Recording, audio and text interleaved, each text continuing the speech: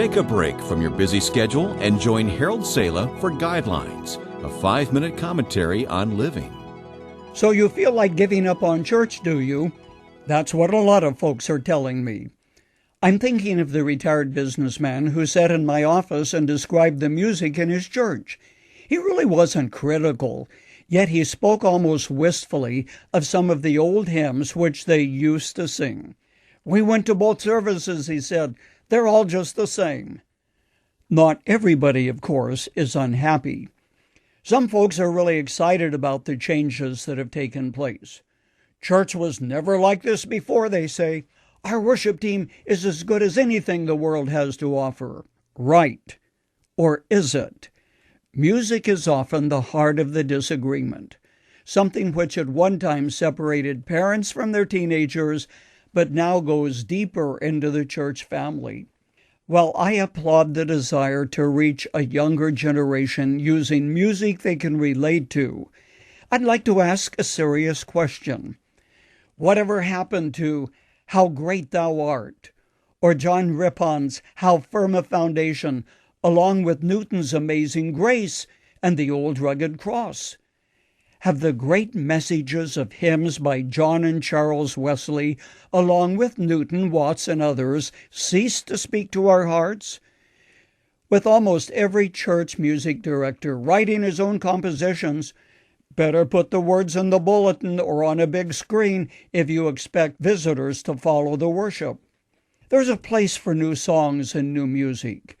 Yet if we totally ignore the great hymns and songs of the faith, which have been meaningful to previous generations, we cut ourselves off from the continuity of the family of God over the centuries.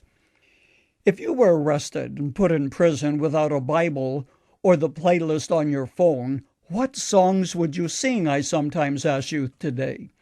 The question is greeted with silent reflection. I'm not sure about that," they mumble. I also admit that when anything new is introduced, some folks just don't like it. "We've always done it this way," people say.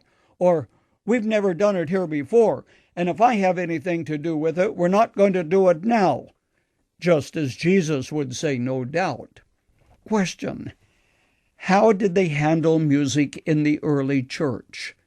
Does God prefer songs printed in hymn books written at least 100 years ago to what was written last year?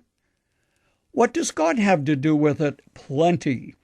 Isn't music part of the worship experience, which allows us to dust away the cobwebs of daily living as we reflect upon him and voice his praises?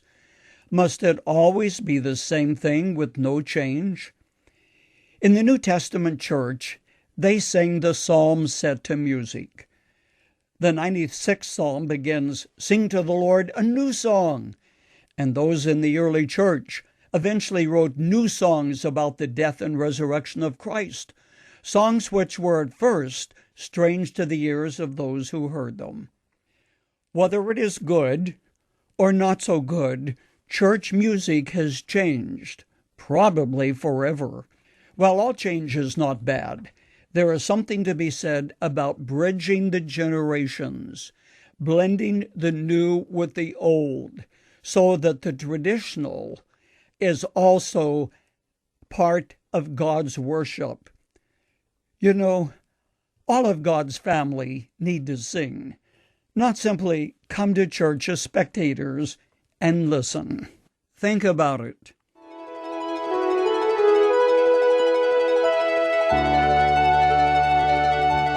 You've just heard Dr. Harold Sala with Guidelines, a 5-minute commentary on living. If you would like to listen to the program again, download a copy, subscribe to our e-commentary, or view other resources, visit guidelines.org. We would like to hear from you too. You can email us at info@guidelines.org. That's info@guidelines.org. Thanks for listening, and we invite you to join us again for the next edition of Guidelines.